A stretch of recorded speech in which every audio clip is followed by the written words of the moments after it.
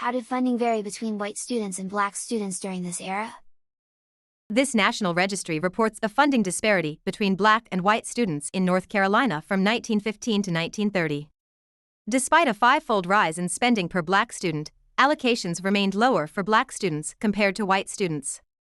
In the 1934 to 1935 school year, Horace C. Goore managed a 32-week academic calendar with over 200 students, including high school and elementary, with a staff of 2 full-time high school and 5 elementary teachers. Due to budget restraints, the 1935 to 1936 principal's report omitted elementary student counts. Funding discrepancies often reflected budgeting influenced by race in addition to total student count. Here is a copy of a diploma from the Stanley County Training School for Brady Crump Sr. dated May 1936. In the 1936 to 1937 North Carolina School Officials Directory, Horace C. Goore's final report mentions the county training school before moving to a new 4-acre campus at Kingville High School from the previous 2-acre campus. It would take me to this building up on Lundix, and it was a big room, and you know, most of the classes would go like from first kindergarten, first, second, third, you know, and there wasn't a high school. I remember that. There was never a high school there. Why not? Because it was just a house. It was like a school house, not a school building, but a house. Okay. It was just a little, you know, place they called school. So did a lot of people just drop out after 8th and 9th grade? Is that why they didn't go to high school? They didn't have a high school. What do you mean?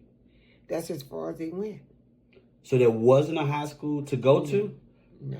Because I hear stories about, you know, my grandma saying she just went as far as 8th grade and my grandfather went as far as 9th grade, but I'm thinking they dropped out. No, it wasn't no high school. There wasn't a high school. That's why they built Kingville High School to make it go all the way to the 12th grade.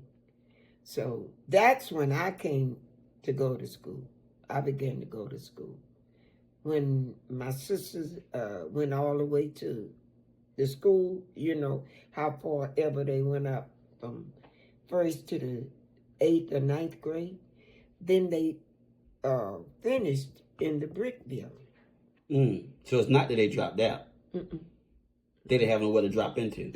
We all had to finish high school. My dad wouldn't hear it. But your dad didn't have an opportunity because there wasn't a high school for him to go to? Got you. Okay.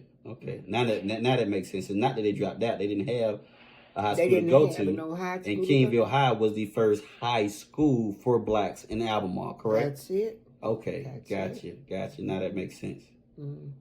That's why they call it Kingville High. They could have said Kingville School. You're right. But they said Kingville High because they elevated from the elementary to high school. So you couldn't go in a little house. So they built the brick building in order for them to go up higher in school.